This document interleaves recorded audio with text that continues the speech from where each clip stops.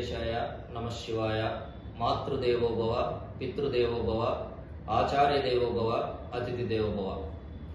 ఆంధ్రప్రదేశ్ ప్రజానికానికి, ప్రభుత్వానికి, ప్రభుత్వ అధికారులకు నా యొక్క విన్నపం.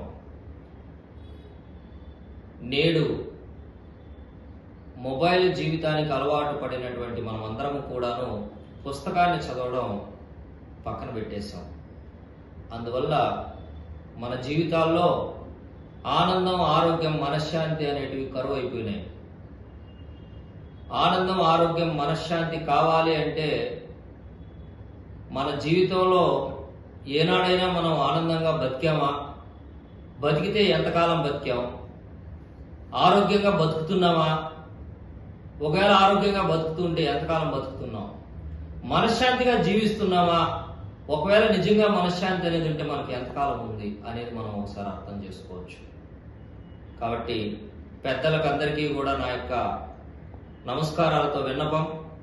దయచేసి మీరు ప్రతి మీటింగులో ప్రతిభ కనబరిచినటువంటి వారికి గుర్తింపు కోసం శాలువను కప్పడం, రకరకాల గిఫ్ట్లు ఇవ్వడం జరుగుతుంది. ఆ ప్లేసుల్లో దయచేసి అదే ఖరీదుకు సమానమైనటువంటి పుస్తకాలను ఇవ్వండి. డాక్టర్ ఏపీజే అబ్దుల్ కలాం గారు కలలు కనినటువంటి దేశాన్ని మనం తయారు చేసుకుందాం. స్వామి వివేకానంద గారు చెప్పినటువంటి బాటలో మనం నడుద్దాం. స్వామి వివేకానంద ఆయన కలగన్నటువంటి ఈ దేశంలో నేటికి పేదరికం మనల్ని వెంటాడుతుంది. పేదరికాన్ని పారద్రోలాలంటే మనం పుస్తకాలను చదవాలి. కాబట్టి మిత్రులారా, ముఖ్యంగా యువతకు నేను తెలియజేసేది, సెల్ ఫోన్లో సమయాన్ని గడపడాన్ని తగ్గించండి. సెల్ ఫోన్ను మీ యొక్క అభివృద్ధికి, మీ యొక్క విద్యాభివృద్ధికి, మీ యొక్క ఆర్థికాభివృద్ధికి తగిన సమయంలో వాడండి. కానీ బస్సుల్లో సెల్ ఫోన్లు వాడుతున్నాం, రైళ్లలో సెల్ ఫోన్లు వాడుతున్నాం, విమానాల్లో సెల్ ఫోన్లు వాడుతున్నాం, చివరికి టాయిలెట్లలో సెల్ ఫోన్ వాడుతూ టాయిలెట్లు కూర్చుంటున్నాం. ఎంత దుర్భర పరిస్థితి ఉందో మనం ఆలోచించండి. మిత్రులారా, డిసిప్లైన్ నేర్చుకోండి. సెల్ ఫోన్ ఎక్కడ వాడాలి, ఎలా వాడాలి, ఎంతవరకు వాడాలి, ఎందుకు వాడాలి అనేటువంటి కామన్ సెన్స్ ను మనం మర్చిపోయి ప్రవర్తిస్తున్నాం. ప్రయాణం చేసేటప్పుడు తోటి ప్రయాణికులకు ఇబ్బంది కలిగే విధంగా మనం లౌడ్ స్పీకర్లలో పాటలు పెట్టుకుంటూ యూట్యూబ్లో వింటున్నాం, ఫోన్లలో మాట్లాడుతున్నాం. ఈ కామన్ సెన్స్ మరిచిపోయి దిగజారి బ్రతుకుతున్నాం. దయచేసి పుస్తకాల విలువ తెలుసుకోండి.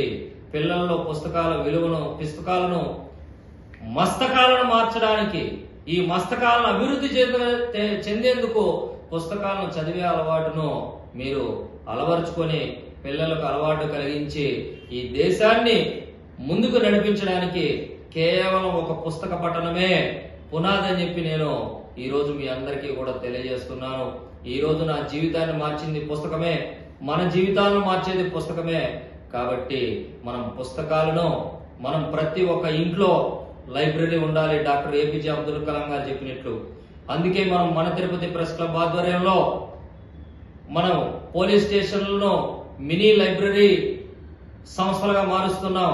పోలీస్ స్టేషన్కి వచ్చేటువంటి పిటిషనర్లు కావచ్చు, పోలీస్ స్టేషన్ లో ఉన్నటువంటి అధికారులు కావచ్చు, తీరిక సమయాల్లో పుస్తకాలను చదివి వారి మేధో సంపత్తిని పెంచుకోవడానికి ఉపయోగపడతాయనేటువంటి దిశగా మొదటగానే మనం తిరుపతి టౌన్ డిఎస్పీ ఆఫీస్ లో ప్రారంభించాం. ఈనాడు కలెక్టరేట్ లో ప్రారంభించాం మినీ లైబ్రరీస్. అదేవిధంగా ఎస్పీ ఆఫీస్ లో రాబోయే రోజుల్లో జిల్లాలో, స్టేట్లలో మొదటిది విడతగా ప్రతి పోలీస్ స్టేషన్, ప్రతి ప్రభుత్వ శాఖలో మనము మినీ లైబ్రరీలు మన తిరుపతి ప్రెస్ క్లబ్ ఆధ్వర్యంలో వస్తున్నాయి. ఇది ప్రజలను చైతన్యపరచడానికి అని చెప్పి నేను మీ అందరికీ తెలియజేస్తున్నాను. రెండవ దశలో ప్రతి ఇంటిలో ఒక చిన్న లైబ్రరీ మేము రూపొందిస్తాం. మొట్టమొదటిగా జర్నలిస్ట్ కుటుంబానికే మేము ఈ యొక్క రెండో విడత కార్యక్రమాన్ని పూర్తిగా అంకితం చేసి, మూడో విడతగా ప్రతి ఇంటిలో, ప్రతి గ్రామంలో, ప్రతి ఒక్క రూమ్ లో ఒక చిన్న లైబ్రరీ మెయింటైన్ చేసే విధంగా మూడో విడతలో స్కీమ్ రూపొందిస్తాం. ఆ దిశగా దేశాన్ని మనము ముందుకు నడిపించడానికి ప్రయత్నం చేసేటువంటి సంకల్పంలో మీరందరూ కూడా భాగస్వాములు కావాలని చెప్పి కోరుతున్నాను. దీనికి సహకరిస్తున్నటువంటి మీ అందరికీ కూడా నా ధన్యవాదాలు. నమస్కారాలు.